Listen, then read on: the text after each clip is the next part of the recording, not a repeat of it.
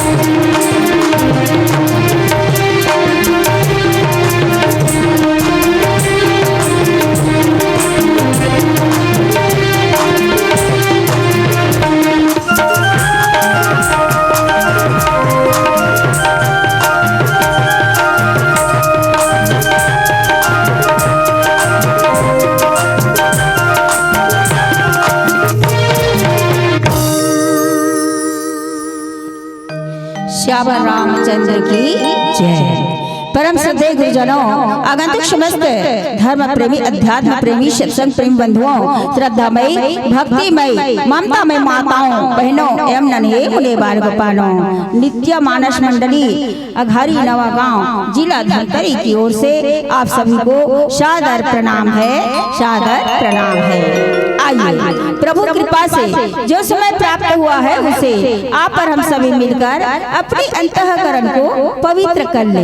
यह बड़े ही हर्ष का विषय है कि आज आपके पावन ग्राम चरमुड़िया के इस पवित्र प्रांगण में महाशिवरात्रि के शुभ उपलक्ष्य में मानस कथा का आयोजन किया गया है और हमें भगवान श्री रामचंद्र जी की अमृतमयी कथा का रसपान करने का शुभ अवसर प्राप्त हुआ है। मानत संतों, हरि अनंत, हरि कथा अनंता।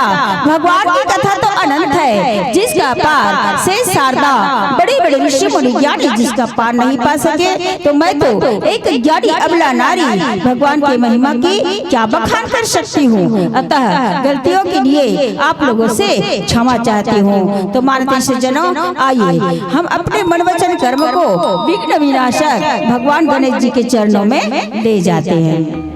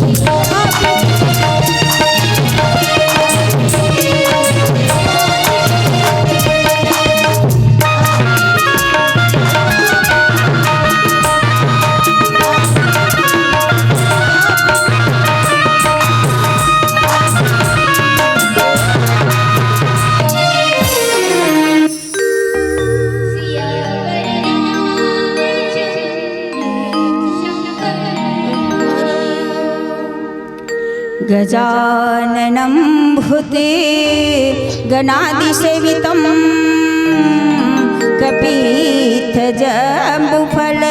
चारुभक्षणम् उमासुतमे शोकविनाशकारिकम्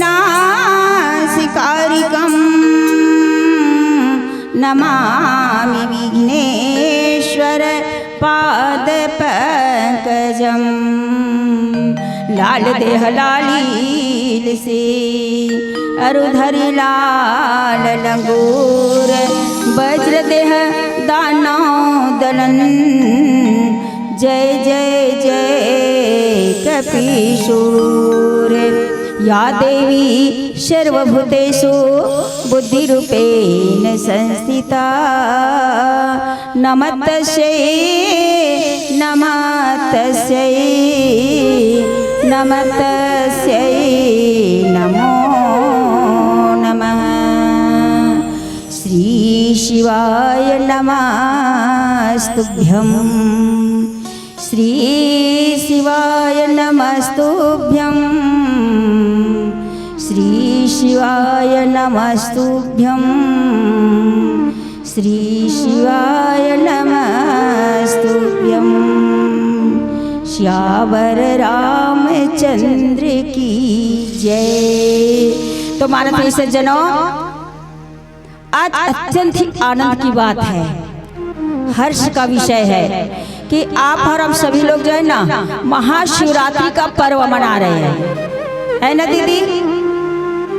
और महाशिवरात्रि का पर्व मना रहे हैं तो कहाँ बैठे हैं? जमीन में, है ना? आप लोग जमीन में बैठे हैं।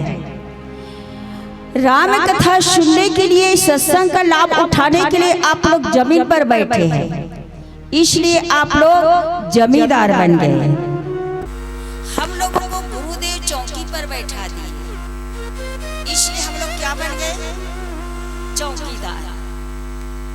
और चौकीदार का क्या काम होता है? आप सभी जानते हैं कि चौकीदार का क्या काम होता है? कोई इधर से उधर जाते हैं उसको देखना, अच्छा कोई काम कर रहे हैं उसको देखना, कोई भोले बाबा की पूजा कर रहे हैं उसको देखते रहना, निरीक्षण करना, निरीक्षण करता। तो हम लोग चौकीदार हैं। और ये भी कैसे चौकीदार बन गए? भगवान की कृपा से। क्यों? क्योंकि जब तक भगवान की कृपा नहीं होती है ना, प्रभु की कृपा नहीं होती, तब तक एक पत्ता भी नहीं हिल सकता है। ये मानस का आयोजन किया है ना, तो प्रभु कृपा से, संत कृपा से, गुरु कृपा से और ग्रंथ कृपा से। एक ग्रंथ की कृपा है। अगर रामचरितमानस को ये मानस समिति वाले गुरुदेव यहीं पर रख देते चुपचाप और भगवान की कृपा ही नहीं होती, तो क्या आप और हम सभी लोग एकत्रित हो सकते थे? जी नहीं। तो ये जो है ना भगवान की कृपा ही है। तो आइए, अब हमें गुरुदेव कहाँ भेज रहे हैं? अयोध्या। तो गोस्वामी तुलसीदास जी के माध्यम से हमें अयोध्या पहुंचना है, जहां पर गोस्वामी तुलसीदास जी चिंतन करते हैं। क्या? जोग लगन ग्रह बार तिथि, जोग लगन ग्रह बार तिथि, सकल भये अनुकूल, चरियरु अचर हर्ष जुत, राम जन्म सुख मूले हो रामा, राम जन्म सुख मूले। बालकांड, परमात्मा के सुंदर रूप बाल रूप का दर्शन करना। और ये बालकांड जो है ना, जिसका मन जो है, जिसका कर्म जो है निश्चल होना चाहिए, निष्काम होना चाहिए। जैसे बच्चे लोगों का मन जो है ना निश्चल होता है, पवित्र होता है, दिव्य होता है, ठीक उसी प्रकार से मन जो है निश्चल होता है, मन पवित्र होता है, मन दिव्य होता है, तभी हमें परमात्मा के दर्शन होता है। तो हमें अयोध्या पहुंचना है। तो किसको किसको जाना है अयोध्या? गुरुदेव गाड़ी लगा दिए है ना, किसको किसको जाना है हाथ ऊंचा करेंगे दीदी लोग। अच्छा चलो वहाँ दोनों हाथ उठा रही है दीदी। चलो और भैया लोग जी प्रयागराज से आ गए क्या जी दर्शन करके? चलो गुरुदेव उठा रहे हैं। श्याम रामचंद्र की जय। तो माननीय सज्जनों आइए हम लोग अयोध्या पहुँचते हैं, जहाँ अयोध्या में प्रभु श्री राम का दर्शन करना है। प्रभु श्री राम जी के दर्शन कब होता है? जब हम अपने मन को पवित्र करें। राम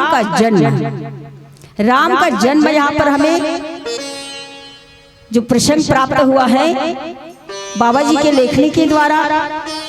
तो राम जन्म कैसे होता है, किस ढंग से राम का प्रागट्य होता है? वैसे तो हम जानते हैं ना, जब जब अधर्म की वृद्धि होती है तभी परमात्मा अवतार लेकर के आते हैं। तो एक बार राजा दशरथ को ग्लानि हो जाता है। एक बार राजा दशरथ को ग्लानि हो जाता है। उसकी घर में 3 रानियां थी जी। कितने रानियां थी? 1 2 3 3। ज्ञान शक्ति से कौशल्या, भक्ति स्वरूपा माँ सुमित्रा, कर्म स्वरूपा माँ कैकेयी, कौशल्यादि नारी प्रिया सबया चरण पुनीत। सब तीनों रानियां जो है ना आचरण में पवित्र थी। जिसका आचरण पवित्र होता है उसके चरणों की पूजा होते हैं, उसके ही घर में भगवान का आगमन होता है। तो आज गुरु वशिष्ठ जी को ग्लानि हो जाता है। वे तो परमात्मा को प्राप्त करना चाहते थे, तो कैसे प्राप्त करते हैं देखिए समझे। तो गुरु वशिष्ठ ग्लानि हो जाता है। एक बार भूपति मन माही भय ग्लानि मोरी सुत नाही। राजा के घर में कुछ कमी रहती है क्या जी?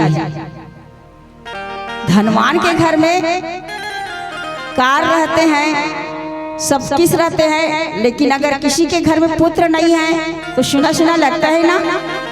तो एक बार यहाँ पर लिखा है ना, तो अनेक प्रकार की मानस में एक बार का प्रयोग किया गया है। तो एक बार जब ग्लानि होता है राजा दशरथ को, तो वे कहाँ जाते हैं? ग्लानि मतलब दुख होता है जी, दुख।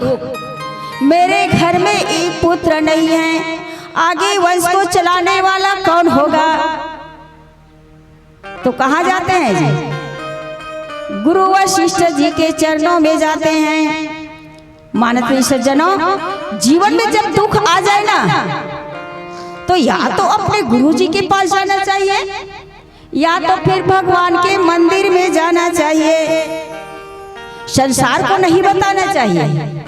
क्यों? संसार दुखाला है जी, दुखाला है, दुख देने वाले हैं। संसार को बताने से ना हमें दुख ही मिलेगा, लेकिन हम गुरु को बताते हैं या भगवान को बताते हैं तो वे सुख प्रदान करते हैं। तो गुरु वशिष्ठ जी के पास जाते हैं कि मेरे यहाँ पुत्र नहीं है। गुरु वशिष्ठ जी के चरणों में मन को लगाते हैं, कहते हैं कि हे गुरुदेव मुझे क्या करना चाहिए? सुख और दुख दोनों को बताते हैं। अब देखिए, जीव जब संसार में जन्म लेकर के आते हैं संतों, तो कुछ न कुछ कमी जरूर रहती है। जैसे एक छत्तीसगढ़ी में आते हैं ना, वैद्य के यहाँ पुत्र नहीं होता है और बढ़ई के यहाँ पीढ़ा नहीं होता है, कहते हैं ना। वैसे कहते हैं भाई संतों लोगों को मानना है।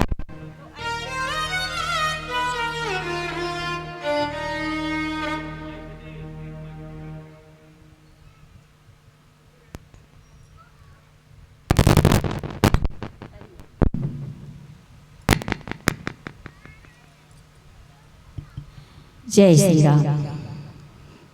तो कुछ न कुछ कमी यहाँ भी आ जाएंगे। तो माननीय सज्जनों कुछ न कुछ कमी जरूर आते हैं। जीव जब संसार में जन्म लेकर के आते हैं ना, तो कुछ न कुछ कमी जरूर आती है। राजा दशरथ को 60,000 वर्ष बीत चुके थे जी, फिर भी उनको गम नहीं था। क्यों? क्योंकि राजा दशरथ जानते थे वे पुत्र की कामना थोड़ी कर रहे थे, भगवान को प्राप्त करना चाहते थे। अब 60,000 वर्ष व्यतीत हो चुके थे और कोई पुत्र की कामना करते हैं तो क्या अच्छा लगेगा ये? जैसे गुरुदेव लोग बैठे हैं और डॉक्टर के पास जाएंगे कि डॉक्टर मेरे को यहाँ पुत्र नहीं है, पुत्र चाहिए, तो वे हंसी के पात्र बन जाएगी ना। तो आज गुरुदेव के भगवान की कृपा प्राप्त करने के लिए राजा दशरथ जो हैं उसकी अवस्था तो हो गई थी बुढ़ापा, लेकिन मानस रही सज्जनों आस्था बुढ़ापा नहीं होते हैं। अवस्था बुढ़ापा हो जाते हैं लेकिन आस्था बुढ़ापा कभी नहीं होता है। तो भगवान के प्रति आस्था क्यों? क्योंकि यही राजा दशरथ पूर्व जन्म में मनु थे और महारानी कौशल्या शत्रुपा थी, तो वे तपस्या की थे अपने पुत्र को राज्य देकर के चौथेपन में। अब मुझे भगवान की प्राप्ति करना है, तपस्या की थे। भगवान आकाशवाणी करते हैं कि क्या चाहिए, तो राजा रानी मनु शत्रुपा देखो, और जब पूजा आराधना करना है ना तो जब राजा मनु जाते हैं तो उसके पास उसकी धर्म पत्नी भी चली जाती है। जब राजा मनु एक पैर पे खड़े होकर के तपस्या करते हैं ना तो महारानी शत्रुपा भी एक पैर में खड़ी होकर के तपस्या करती है। दोनों बराबर भगवान के प्रति आस्था, भगवान के प्रति विश्वास। तो अंत में उनकी आराधना से प्रसन्न हो जाता है भगवान और वर मांगने के लिए कहते हैं क्या चाहिए कि प्रभु हमें तो आपके समान पुत्र चाहिए। तो भगवान कहते हैं मेरे समान तो दुनिया में कोई नहीं है। परमात्मा के समान कोई दुनिया में है जी? परमात्मा सुंदर है सो सुंदर है सदा, नहीं सो सुंदर नहीं, नहीं सो प्रगट देखिए, है सो दिखे नहीं। तो हे राजन मैं कहाँ खोजूंगा, इसलिए मैं ही ना आपके पुत्र रूप में जन्म लेकर के आऊंगा, लेकिन इस जन्म में नहीं। देखो जो साधना करते हैं ना, जो तपस्या करते हैं, जो त्यागी रहते हैं ना, उसको कितना कठिन परिश्रम करना पड़ता है भगवान की प्राप्ति के लिए। आज अपना मन विचलित हो जाता है, एक लोटा जल सभी समस्या का हल कहते हैं ना, तो रोज रोज भगवान बोले बाबा को जल चढ़ा रहे फिर भी हमारी मनोकामना पूर्ण नहीं कर रहे करके ना मन टूट जाता है जीव का। लेकिन इस जन्म में नहीं मिला जी, भगवान पुत्र रूप में उसी जन्म में आएगा। हे राजन आपको अगले जन्म लेना पड़ेगा। आप त्रेता युग में जब जाएंगी ना तो आपका नाम राजा दशरथ होगा और ये रानी का नाम जो है ना कौशल्या होगा, तभी मैं जन्म लेकर के आऊंगा। तो उस बात को जान गए थे, याद था राजा दशरथ को, तो वो उसको ना कौन याद दिलाए? गुरु माता, गुरु माता, गुरु वशिष्ठ जी की धर्मपत्नी गुरु माता याद दिलाए। ये राजा दशरथ जो है आजकल कर रहे हैं, तो इसके यहाँ कब पुत्र आएंगे जी? तो इस कारण से उसकी 3 रानियां, तो पर भी उसके घर में पुत्र नहीं है। मानस में 3 रानियां है भाई, लेकिन संतों का मानना है कि राजा दशरथ के 703 रानियां थी। कितनी रानियां थी? 703। तो आज जब मन में ग्लानि होता है तो गुरु वशिष्ठ जी के पास जाते हैं। गुरु वशिष्ठ जी जान जाता है कि हे राजन अपने मन में ग्लानि मत करना, दुख मत लाना। आपके घर में एक पुत्र नहीं 4 पुत्र आने वाले हैं, जो कि भक्तों के भय को हरण करने वाले हैं। क्यों? क्योंकि गुरु वशिष्ठ जी ब्रह्मा के पुत्र है जी। जान जाते हैं कुल गुरु है, कुल गुरु जान जाते हैं कि मेरे राम का अवतार होने वाला है, ब्रह्मा का अवतार होने वाला है, जो कि भक्तों के भय को हरण करने वाले हैं। क्योंकि गुरु वशिष्ठ जो है ना परमात्मा के परम भक्त हैं, और जो परमात्मा के परम भक्त होते हैं ना वे कभी परमात्मा से विभक्त होते ही नहीं है। भगत जगत को ठगत है, भगत जगत को ठगत है, भगत को ठगे न कोई, और एक बार जो भगत ठगे तो अखंड यज्ञ फल होई। ऐसे परमात्मा के परम भक्त हैं। तो आपके घर में 4-4 पुत्र आएंगे, फिर श्रृंगी ऋषि को बुलाते हैं, पुत्र का मेष्ठी यज्ञ करवाते हैं। तो क्या गुरु वशिष्ठ जी पुत्र का मेष्ठी यज्ञ नहीं कर सकते थे? सब काम तो वही करते हैं जी। क्वेश्चन, गुरु वशिष्ठ जी ने क्यों नहीं किया? पुत्र का मेष्ठी यज्ञ क्यों नहीं किए? कारण संतों का मानना है कि जो संत ऋषि ज्ञानी वैरागी किसी घर में जा करके किसी के घर का भोजन न प्राप्त किया हो, न किसी के घर का अन्न ग्रहण किया हो, न पानी पिया हो, उसी के हाथ से पुत्र का मेष्ठी यज्ञ हो सकता है। किसके द्वारा? न तो किसी के घर में जाकर के अन्न ग्रहण किया हो, जलपान किया हो। ऐसे गुरुदेव के माध्यम से अगर पुत्र का मेष्ठी यज्ञ होगा ना, तभी परमात्मा राम का आगमन होगा। तो ऐसे श्रृंगी ऋषि को बुलाते हैं, और श्रृंगी ऋषि को बुलाते हैं ना, तो पुत्र का मेष्ठी यज्ञ होता है। और पुत्र का मेष्ठी यज्ञ कहाँ होता है? माँ कौशल्या के महल में? जी नहीं, सरयू नदी के तट पर होता है जी, सरयू नदी के तट पर। तो सरयू नदी के पुत्र का मेष्ठी यज्ञ होते हैं, और वहां पर जो है ना अग्निदेव खीर लेकर के उपस्थित हो जाते हैं। क्या लेकर के? खीर। तो खीर का मतलब क्या होता है जी? खीर मीन्स, खीर का मतलब क्या होता है? तस्मई। खीर का मतलब क्या होता है? देखो, आप और हम सभी लोग खीर बनाते हैं। खीर खाओगे राम मिलेगा, खीर खाओगे राम मिलेगा।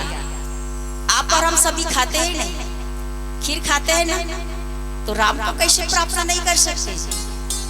खीर खाओगे राम मिलेगा। तो खीर में ना, खीर जब तैयार करते हैं माता लोग, तो 3 चीज की आवश्यकता पड़ती है: दूध, शक्कर और चावल, है ना। और काजू किशमिश कोई कोई डाल देते हैं भाई मिठास के लिए। तो चावल, चावल को कर्म का प्रतीक माना गया है, दूध को ज्ञान का प्रतीक माना गया है, शक्कर को भक्ति का प्रतीक माना गया है, क्योंकि शक्कर मिठास होते हैं ना। तो तीनों का जब संगम होता है ना जी, ज्ञान, भक्ति, वैराग्य, तो तीनों मिलकर के खीर बन जाते हैं। तो जब माता लोग खीर ग्रहण करते हैं ना, तब मेरे राम का अवतार होता है। खीर लेकर के अग्निदेव महाराज प्रकट हो जाते हैं, और जब प्रकट हो जाते हैं ना, तो राजा दशरथ से कहते हैं कि हे राजन, गुरु वशिष्ठ जी ने जो कुछ मनोकामना अपने मन में किए हैं वे पूर्ण हो गया, इसलिए जाओ अपने घर में जाकर के ये खीर जो है ना रानियों को बांट दो। अब बांटने के काम हो रहा है ना, तो बांटने का काम ना एक भजन के बाद ना, ठीक है। प्रसाद सबको लेना है भाई, एक प्रसाद है, राम का प्रसाद ही है, सबको प्रसाद लेना है। श्यावर रामचंद्र की जय। सिया के राजा रामचंद्र की जय। रत्ना जो हती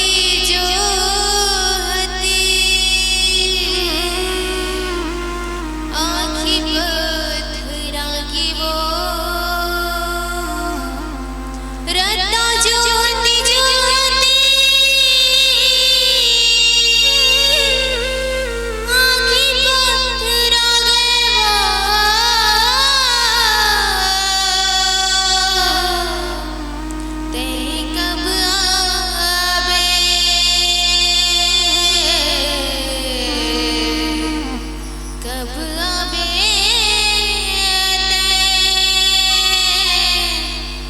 दर्शन दिखा दे मैया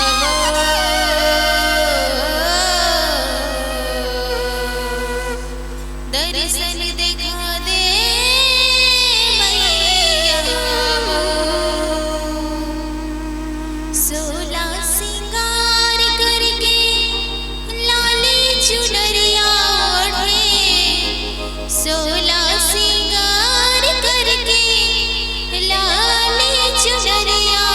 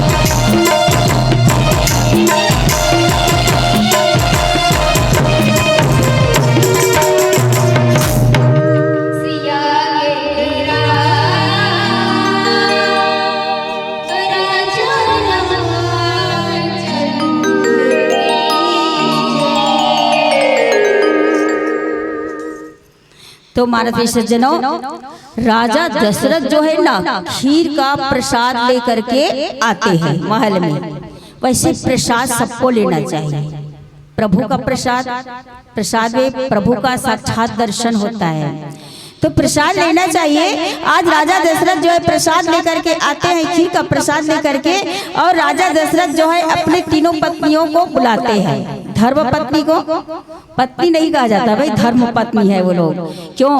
क्योंकि वो लोग भगवान शिव की पूजा करते थे, भगवान शिव की पूजा करते थे, अपने पति की पूजा करते थे। पति में परमेश्वर का दर्शन करती है, नर में नारायण का दर्शन करती है। ऐसे आचरण वाली रानियां, तीनों रानियां जो है आपस में प्रेम की भावना जहाँ पर रहते हैं न सज्जनों, वहीं पर परमात्मा का अवतार होता है। जहाँ पर प्रेम होता है ना, वहीं पर परमात्मा होता है। प्रेम हरि को रूप है, प्रेम हरि को रूप है, जो हरि प्रेम स्वरूप एक रहे दो बनी लखें, जो सूरज और धूप।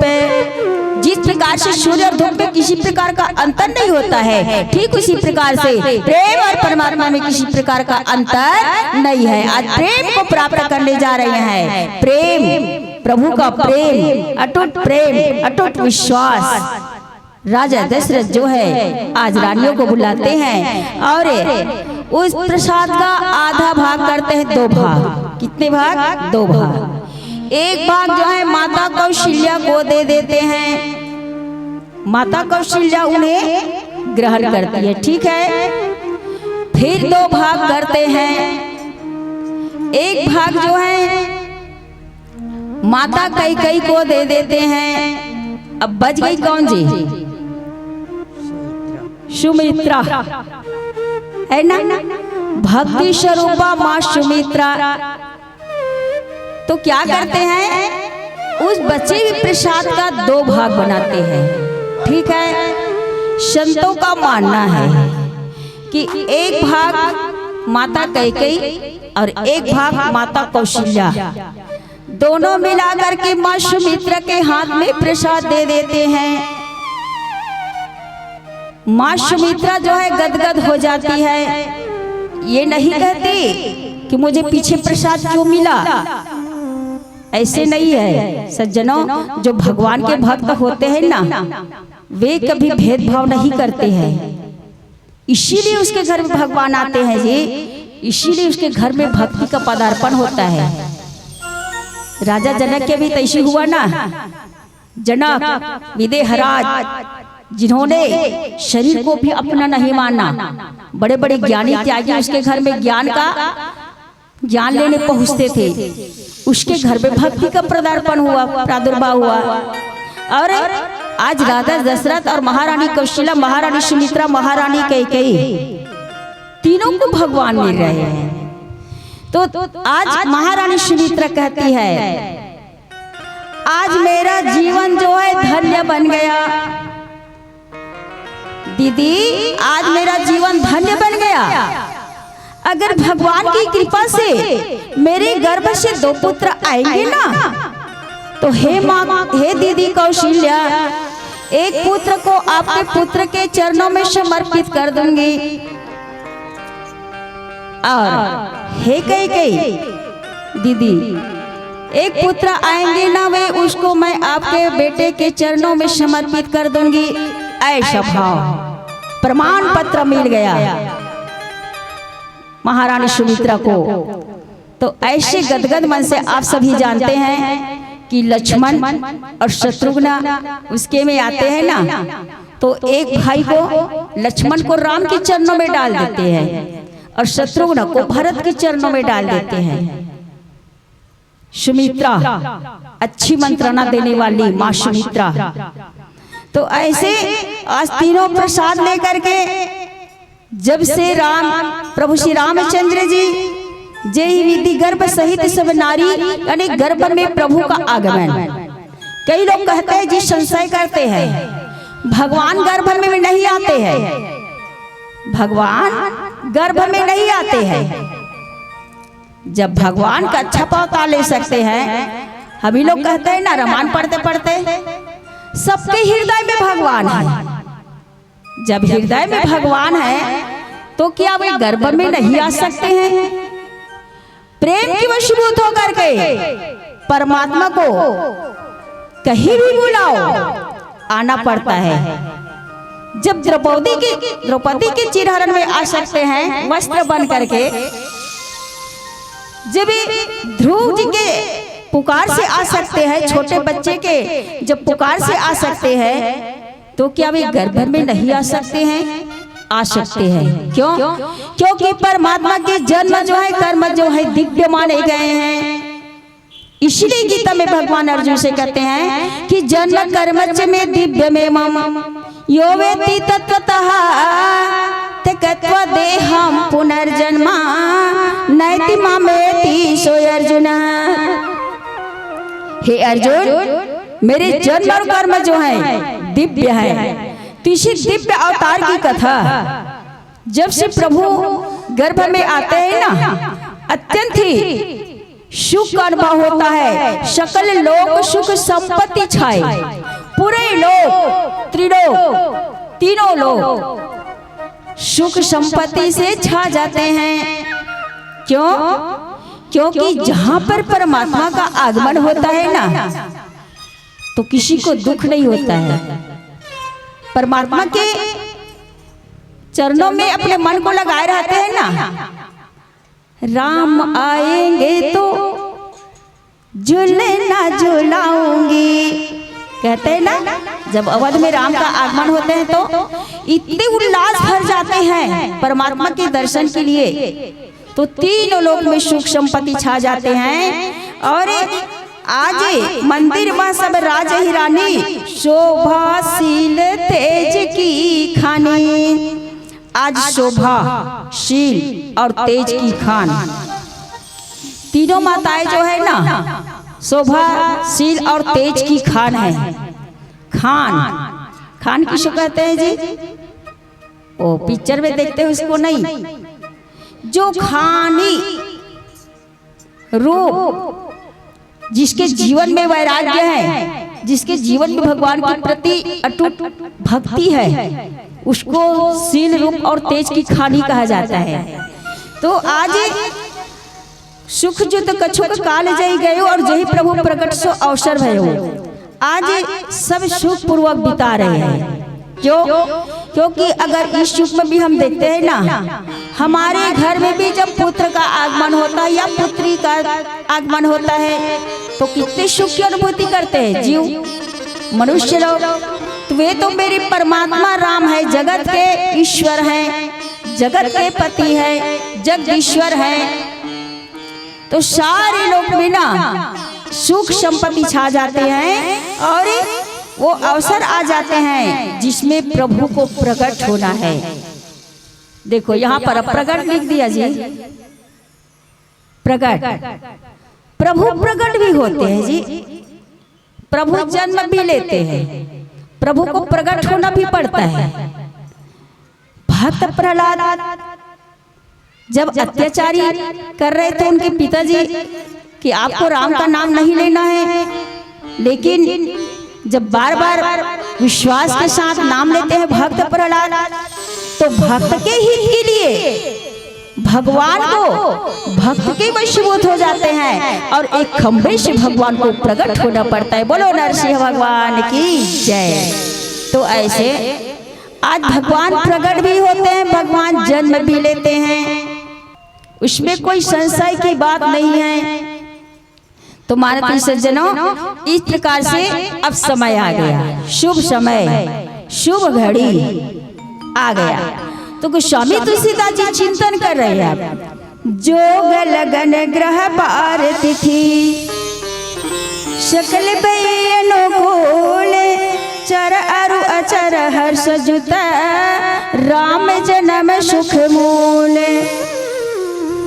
योग, योग मतलब संयोग, परमात्मा के पिंडी का संयोग होता है। जब हम कहीं भी जाते हैं ना, तो संयोग बनता है तभी जाते हैं। तो परमात्मा के मिलने का संयोग और लग्न होना चाहिए। ऐसे पत्रिका में हम लगन देखते हैं, वैसे भी लगन नहीं, लगन कैसी होनी चाहिए? मीराबाई जैसे।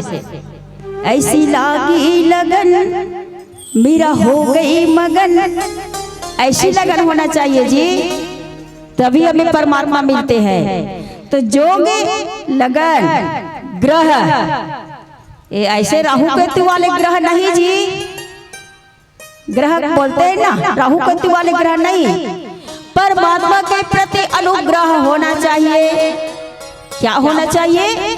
परमात्मा के प्रति अनुग्रह होना चाहिए, तो वही समय होता है अनुग्रह।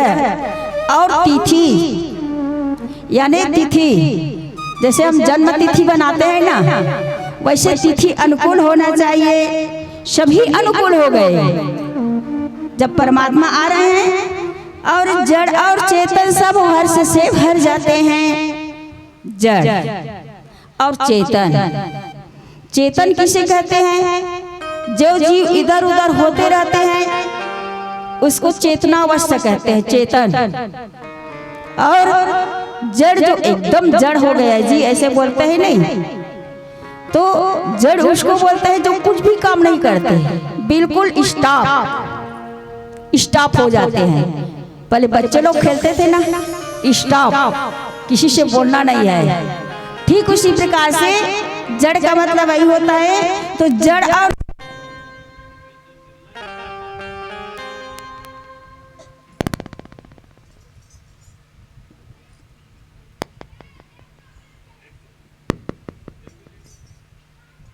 देखो बोल रहे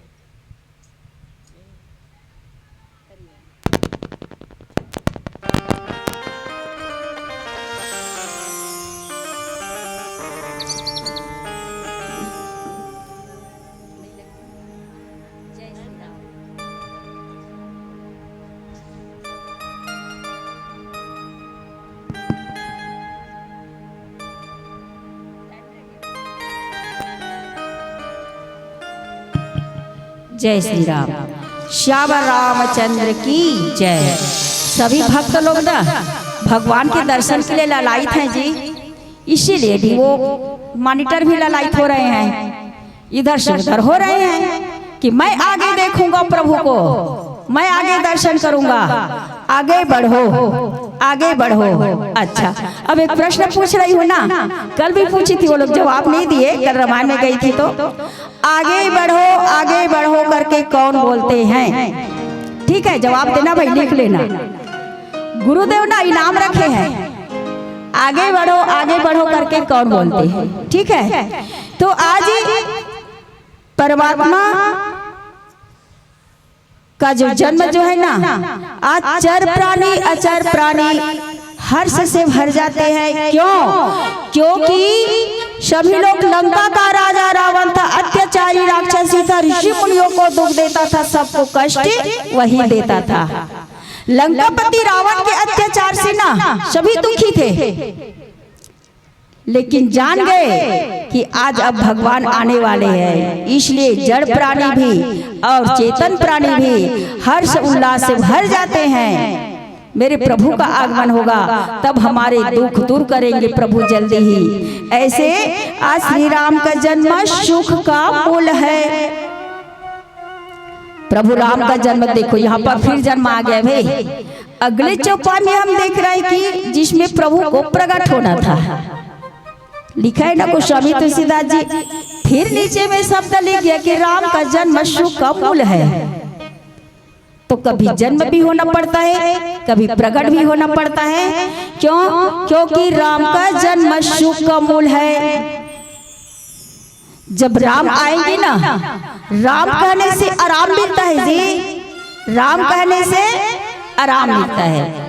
इसीलिए ना हमें शुरू से अंत तक राम ही राम का चिंतन करना चाहिए।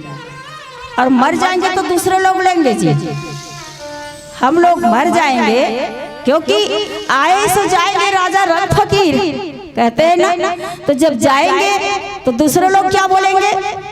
राम नाम सत्य है, सबके वही गत है।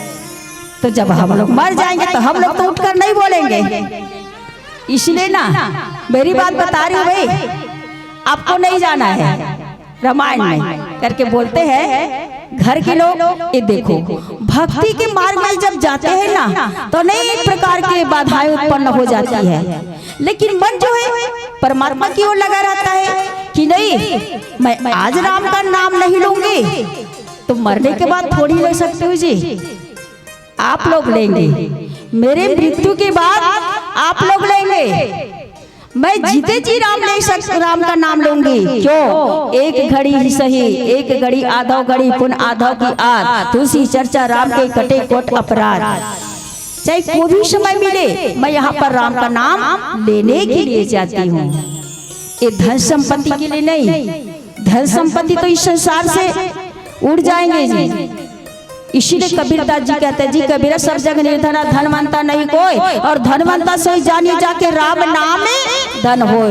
यही राम नाम की पूंजी है, वही धनपति है, वही लखपति है, वही करोड़पति है। इसलिए माननीय सज्जनों, शुरू से अंत तक राम का नाम लेना चाहिए, क्योंकि राम का जन्म सुख का मूल है। जीवन में सुख की प्राप्ति करने है तो ब्रह्म सत्य जगत मिथ्या, ये शरीर जो है पंच तत्व का शरीर है, क्षिति जल पावक गगन समीरा, पंच रचित अति अदम शरीरा। ये तो माटी का है पुतला, ये तो माटी का है पुतला, एक दिन माटी में मिल जाएगा। ना बाप बेटे का होगा, ना बेटे बाप का होगा, ना मंदिर में वीणा होगी, ना मस्जिद की कतारें होंगी, बस रहेगा तो केवल एक हरि का नाम रहेगा। इसी नाम का हमें जप करना है, यू कैन डिसाइड। तो आइए आज कड़वी गोस्वामी तुलसीदास जी क्या चिंतन करते हैं भजन के माध्यम से।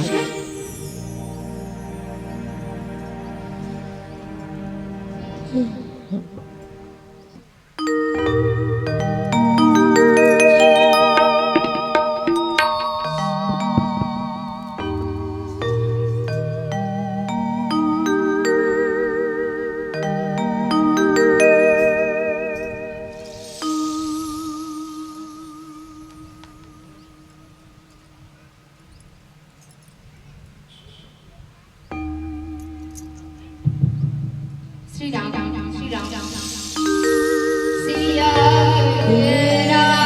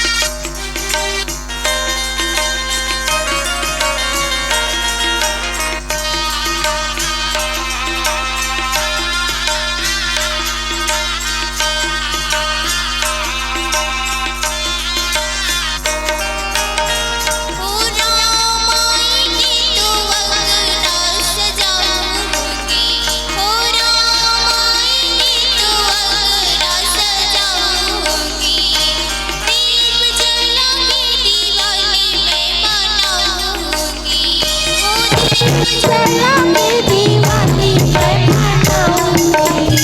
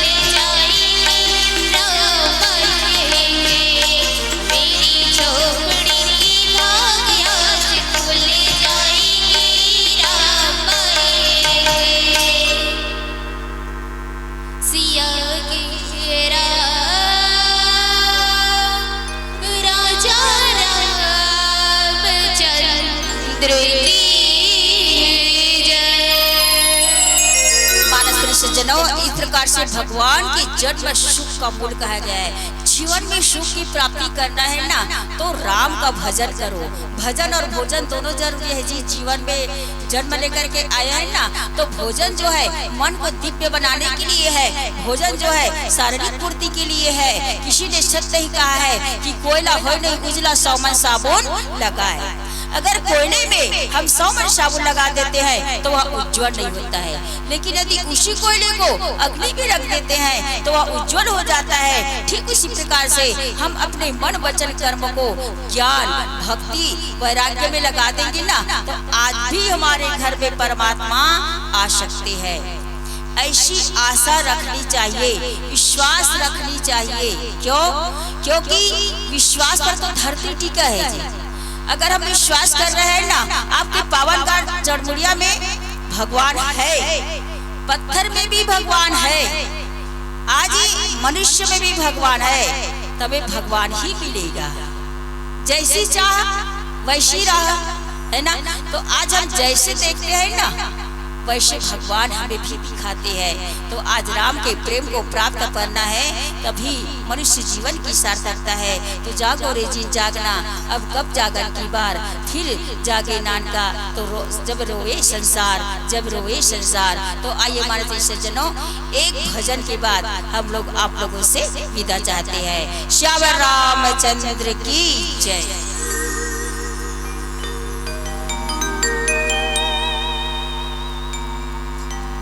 सिया के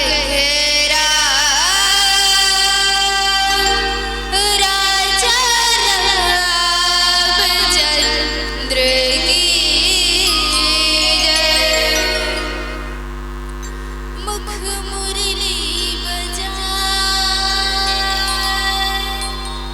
मुरली बजाए, छोटे से श्याम छोटे से श्याम कन्हैया। मुख मुरली बजाए, मुख मुरली बजाए, छोटे से श्याम कन्हैया। मुख मुरली बजाए, मुख मुरली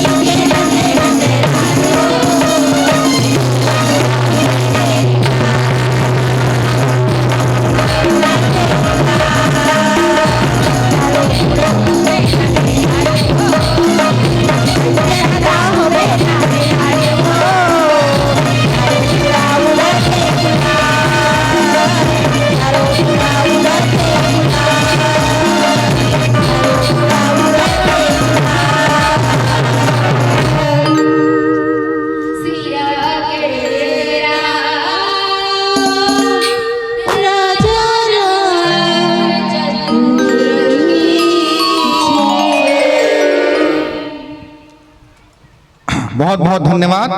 बहुत ही मनमोहक, बहुत ही सुंदर प्रस्तुति हम देख पा रहे थे और सुन पा रहे थे।